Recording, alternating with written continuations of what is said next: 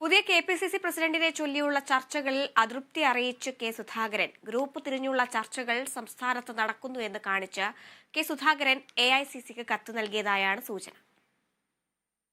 രണ്ടുവട്ട ചർച്ചകൾ പൂർത്തിയാക്കി AICC general secretary Deepa Das Munshi Kerala വിട്ടിട്ടും കെ.പി.സി.സി ഓഫീസിന് പുറത്ത് പുതിയ പ്രസിഡന്റിനെ തെരഞ്ഞെടുക്കാനുള്ള ചർച്ചകളിലാണ് സുധാകരൻ അതൃപ്തി അറിയിച്ചത്. രാഹുൽ ഗാന്ധി ഉൾപ്പെടെയുള്ളവരെ പ്രതിഷേധം അറിയിച്ചതായാണ് സൂചന.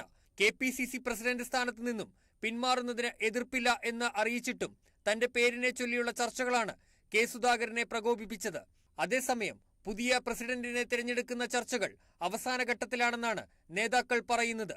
നിലവിൽ 6 പേരുടെ പേരുകളാണ് സജീവ പരിഗണനയിലുള്ളത്. എന്നാൽ ഈ പേരുകൾ ഹൈക്കമാൻഡ് ചർച്ച ചെയ്തായിരിക്കും തീരുമാനമെടുക്കുക.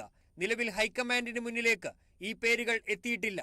ആദ്യഘട്ടമായി കേരളത്തിന്റെ ചുമതലയുള്ള AICC general secretary Deepa Das Munshi മുതിർന്ന നേതാക്കളുമായി നേരിട്ട് ചർച്ച നടത്തി. സ്ഥാനമൊഴിയുന്നതിൽ വിയോജിപ്പില്ല എന്നാണ് കെ സുധാകരൻ എ.ഐ.സി.സി നേതൃത്വത്തെ അറിയിച്ചത്. എന്നാൽ ജാതി സമവാക്യങ്ങൾ പരിഗണിച്ചുകൊണ്ട് കെ.പി.സി.സി പ്രസിഡന്റിനെ തീരുമാനിക്കണമെന്ന ആവശ്യം ഒരു വിഭാഗം നേതാക്കൾ മുന്നോട്ട് വയ്ക്കുന്നതാണ് എ.ഐ.സി.സി നേതൃത്വത്തിന് തലവേദനയായി മാറുന്നത്.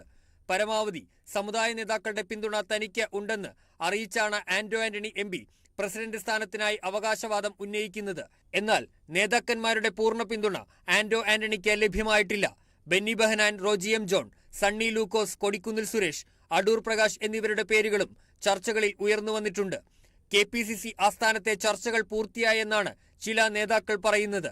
അതേസമയം വരാൻ പോകുന്ന 2 തെരഞ്ഞെടുപ്പുകളെ നേരിടാൻ പ്രാപ്തനായ ഒരു നേതാവിനെ രംഗത്തിറക്കണമെന്ന ആവശ്യമാണ് മുതിർന്ന നേതാക്കൾ മുന്നോട്ട് വെച്ചിരിക്കുന്നത്. അവസാന ഘട്ടത്തിൽ എ.കെ. ആന്റണി, പി.ജെ. കുര്യൻ എന്നിവരുടെ നിലപാടുകളും എ.ഐ.സി.സി നേതൃത്വം മുഖവിലക്കെടുക്കും.